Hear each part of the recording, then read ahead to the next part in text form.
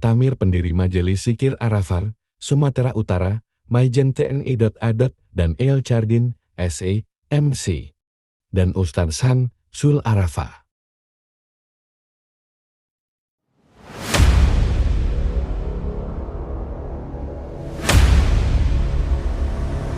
Subuh berjamaah.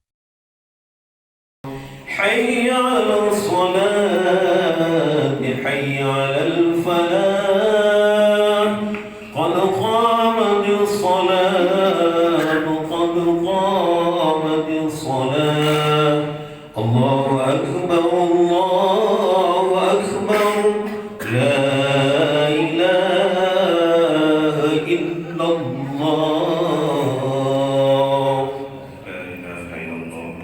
Pembawa acara, Muhammad Din Lubis. Visi dan misi dan tujuan Majelis Zikir Arafah untuk bersafari subuh Arafah dari masjid ke masjid adalah: yang pertama, menjalin silaturahim sesama umat Islam; yang kedua, mengajak umat untuk memakmurkan masjid-masjid dan musola-musola; yang ketiga, mengajak umat dan keluarga untuk meramaikan sholat subuh sebagaimana ramainya sholat Jumat; yang keempat, mengajak masjid untuk senantiasa membina remaja-remaja masjid sebagai generasi penerus dari jemaah masjid. Sambutan Ketua BKM Al-Furqon, BPK Nasir. Saya menyampaikan sepatah kata mewakili dari Badan Pengadilan Masjid Al-Furqon, yang mana pada pagi ini yang cerah dan berbahagia ini kita kedatangan tamu, yaitu bapak-bapak dari pengurus Majelis Zikir Arafah yang kiranya harus sama-sama kita di masjid ini. Sambutan Ketua MZA, Dr. Randus Hazul Irfan Lubis, MM. Semoga kita bersyafaat menjadi berkati, amin ya rabbal alamin. Yang kami hormati Ustaz kita pada pagi subuh ini, Bapak Letkol Infantri Ahmad Saidi Arahab. Beliau adalah Wakabintal Kodam 1 Bukit Barisan. Yang kami hormati Ketua BKM beserta seluruh jajarannya, dan para orang tua kami, pemuka-pemuka masyarakat.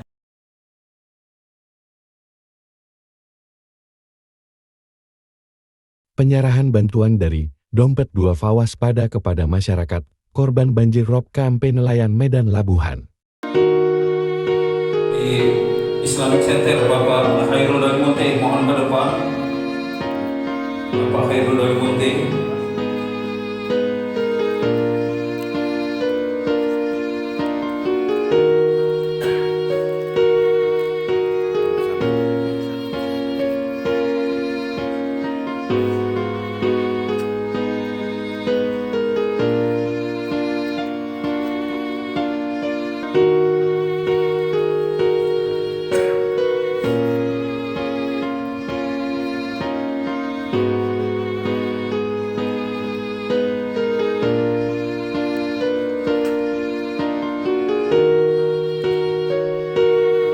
Kami mohon Bapak Ruslan Harahap.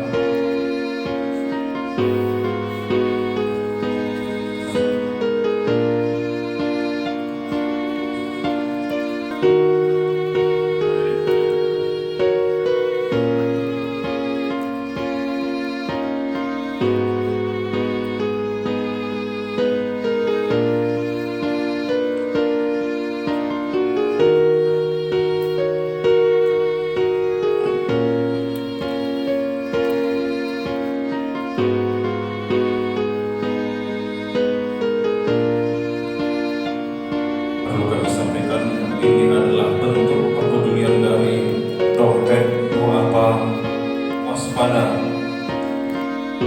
yang dipimpin oleh Direktur Bapak Sulaiman Ariga SHI MH, yang juga merupakan pengurus dari Majelis Zikir Arafah. Pembacaan hadis Nabi oleh DRS Amiruddin. Warahmatullahi wabarakatuh. Saya bacakan ada 3 buah hadis untuk kita dengarkan. Yang pertama diriwayatkan dari Ibnu Abbas radhiyallahu anhu berkata, masjid-masjid adalah rumah Allah. di muka bumi ini, masjid-masjid itu menyinari penduduk langit sebagaimana bintang-bintang menyinari pada bumi. Yang diriwayatkan dari Umar bin Khattab bahwa ia agar Rasulullah SAW bersabda, barang siapa membangun sebuah masjid yang ada di dalamnya disebut atau diingat nama Allah, maka Allah membangun untuknya sebuah istana dalam surga.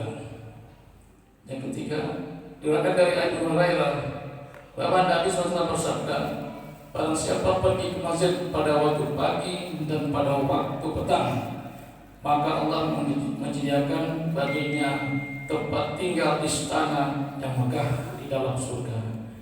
Demikianlah beberapa hadis yang sampaikan untuk dapat kita. Amin. Wassalamualaikum warahmatullahi wabarakatuh. Tausiah oleh Letkol A. Saidi Harahap, MPD. Assalamualaikum warahmatullahi wabarakatuh.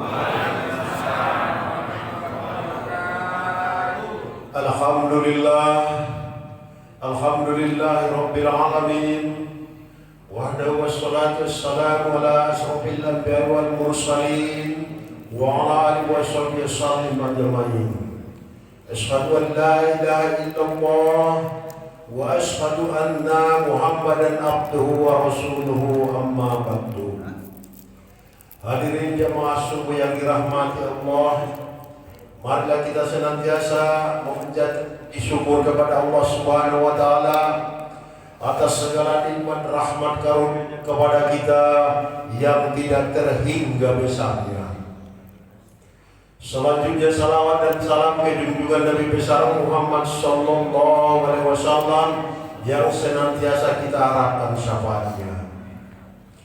Yang kami hormati Ketua BKM Masjid Al-Furqan, yang kami hormati Ketua Safari Subuh, yang kami hormati orang-orang tua kami, bapak-bapak, ibu-ibu, mohon maaf yang tidak bisa kami sebutkan satu persatu tanpa mengurai rasa hormat kami kepada jemaah semua, terlebih khusus kepada yang sangat sama-sama kita muliakan imam masjid kita. Insya Allah jemaah subuh yang dirahmati Allah.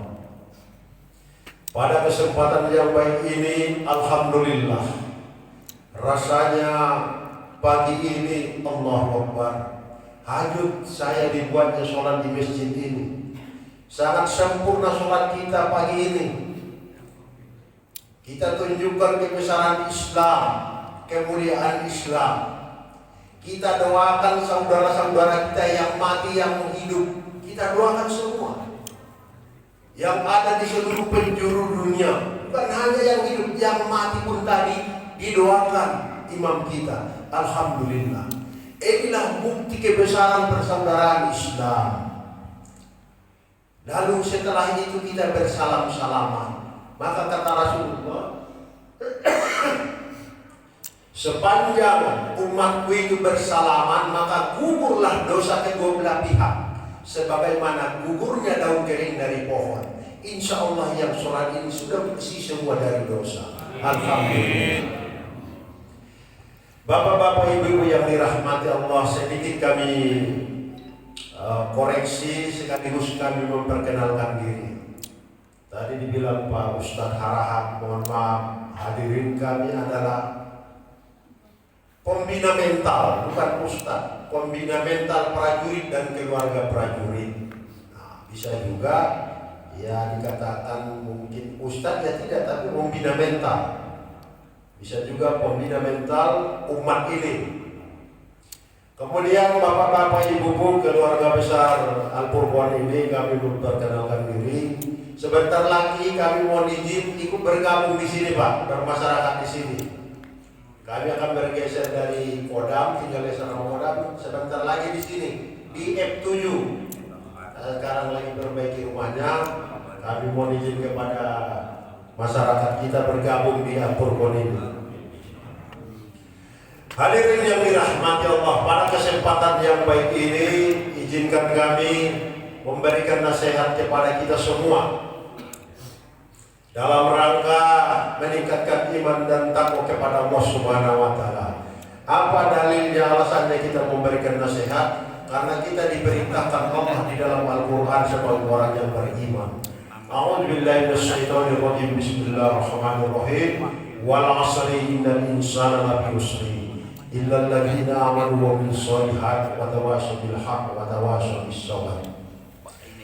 Sesungguhnya manusia itu dalam keadaan merugi, kecuali orang-orang yang beriman dan beramal soleh dan saling nasihat menasihati dalam kebenaran dan kesabaran.